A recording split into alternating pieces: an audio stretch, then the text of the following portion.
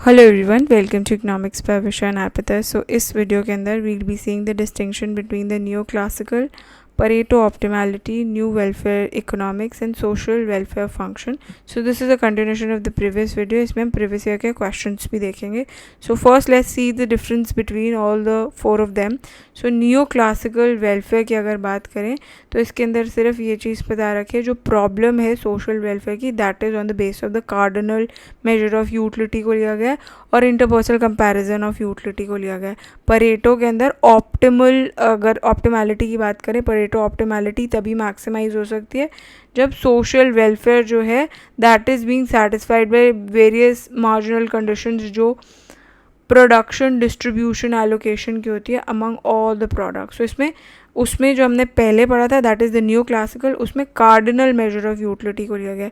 Pareto में ordinal measure of utility को लिया गया और इंटरपर्सनल कंपैरिजन जो है that is not possible. New welfare economics के अंदर it's basically, new welfare economics में सारे जो कॉम्पनसेशन क्राइटेरिया है उसे हम बेसिकली न्यू वेलफेयर इकोनॉमिक्स बोलते हैं, जो कि कई सारे लोगों ने फॉर्मुलेट किया, जैसे हिक्स, कार्लो और साइटोस्की। सो परेटो जो था that's basically the ordinal measure of utility और उसमें पॉसिबल नहीं था इंटरपर्सनल कंपैरिजन। सो बट इसके अंदर न्यू वेलफेयर इकोनॉमिक्स के अंदर उन्होंने ट्राई किया कि सोशल वेलफेयर जो है वो इंक्रीज हो भी सकता है without making any value judgement. ठीक है, so that is basically the new welfare economics. And if we talk about the social welfare function, so social welfare function के अंदर हम इंटरपर्सनल कंपैरिजन ऑफ यूटिलिटी भी लेते हैं और वैल्यू जजमेंट भी लेते हैं to explain the social welfare. ठीक है, so that is basically the distinction between all four of them. Now let's see the previous year के questions. So this was a question that was asked in 2014 June. The question is match the following, जिसमें basically you have to match list 1 with list 2. So list 1 के अंदर क्या है, you have double Carlow-Hicks test.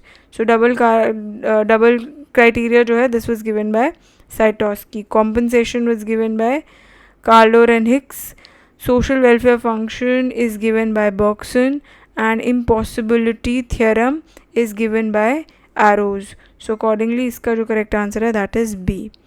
The next question is the inconsistency of which of the following criteria is labeled as Saitowski paradox. So जो loopholes किसके थे that was covered in Saitowski's basically Carlow-Hicks compensation criteria. So D जो है that's the correct option. ठीक है, so the same thing is written कि जो हमारे loopholes थे in the if we talk about the Carlow-Hicks compensation criteria, so since reversal test वहाँ true नहीं हो पाता था, जिसकी वजह से, और उसमें कहीं ना कहीं लूप होल्स है जिसकी वजह से साइटोस्की paradox was constructed. So D जो है दैट्स द करेक्ट ऑप्शन। ठीक है, so yeah so the explanation is written of the same thing. ठीक है, now next question is according to Carlow-Hicks compensation criteria, change in economic policy leads to improvement in social welfare अगर gainer can just compensate the loser, या loser can profitably bribe the gainer to induce them to stay in the old position, या gainer can compensate the loser for their loss and still remain better off. So C जो है that's the correct option, which we have also discussed previously कि Carlow-Hicks compensation criteria क्या बोलता है। जैसे Pareto में हमने क्या बात करी थी, परेटो इज़ बेसिकली जब एक इंडिविजुअल जो है वो बेटर ऑफ हो रहा है without making someone worse off, that is Pareto optimality. That is basically the Pareto improvement कि एक तो बेटर ऑफ हो रहा है पर दूसरे का कुछ घट नहीं रहा है, उस एक का तो बढ़ रहा है पर दूसरे का कुछ घट नहीं रहा उसमें। बट हमने बात करी कि सारी इकोनॉमिक पॉलिसीज़ क्या होती हैं, एक को तो बेटर ऑफ कर देती हैं बट दूसरे को हमेशा वर्स ऑफ करती हैं। जैसे टैक्सेशन अमीरों से लिया जाता है and it is given to the poor section of society in form of subsidies. ठीक है, so that is basically the economic policies.